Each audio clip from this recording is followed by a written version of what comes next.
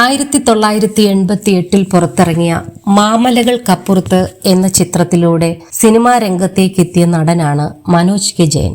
36 വർഷമായി സിനിമാ മേഖലയിൽ നിറഞ്ഞു നിൽക്കുന്ന മനോജ് കെ ജയൻ നായകനായും വില്ലനായും സഹനടനായും തന്റെ കഴിവ് തെളിയിച്ചിട്ടുണ്ട്. മികച്ച രണ്ടാമത്തെ നടനുള്ള സംസ്ഥാന അവാർഡ് 3 തവണ സ്വന്തമാക്കിയ താരം തമിഴിലും തെലുങ്കിലും തന്റെ സാന്നിധ്യം അറിയിച്ചിട്ടുണ്ട്.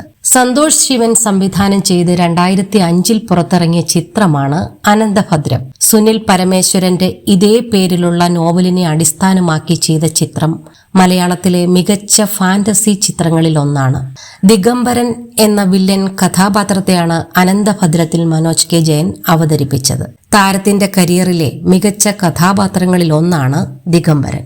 ഇന്നത്തെ തലമുറയിലെ പലർക്കും ദിഗംബരനെ മാത്രമേ ഓർമ്മയുള്ളൂവെന്നും 90കളിലെ ആളുകൾ ദിഗംബരനെ പോലെ ആഘോഷിക്കുന്ന തന്റെ കഥാപാത്രമാണ് സർഗത്തിലെ കുട്ടൻ തമ്പുരാനെന്ന് മനോജ് കെ ജയൻ പറഞ്ഞു. സർഗം എന്ന സിനിമയെക്കുറിച്ചും കുട്ടൻ തമ്പുരാനെക്കുറിച്ചും ഇന്നത്തെ തലമുറയിലെ പലർക്കും അറിയില്ലെന്നും മനോജ് കെ ജയൻ കൂട്ടിച്ചേർത്തു. സൈന സൗത്ത് പ്ലസിന് നൽകിയ അഭിമുഖത്തിലാണ് താരം ഇക്കാര്യം പറഞ്ഞത്.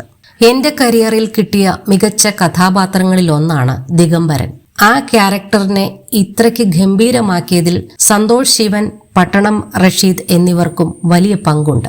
അതിനൊപ്പം കുറച്ചു ഭാഗ്യത്തിന്റെ കടാക്ഷവുമുണ്ട്.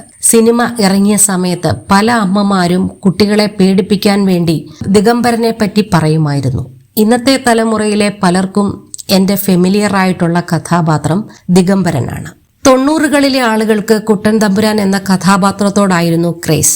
എന്റെ കരിയറിലെ മറ്റൊരു ഗംഭീര ക്യാരക്ടറാണത്. പക്ഷേ ഇന്നത്തെ തലമുറയിലെ പലർക്കും സർഗം എന്നൊരു സിനിമയുണ്ടെന്നോ കുട്ടൻ തമ്പുരാൻ എന്ന ക്യാരക്ടർ ഞാൻ ചെയ്തിട്ടുണ്ടെന്നോ അറിയില്ല. 2 കഥാപാത്രങ്ങളെയും ആഘോഷിക്കുന്നവരുണ്ട്, മനോജ് കെ ജയൻ പറഞ്ഞു.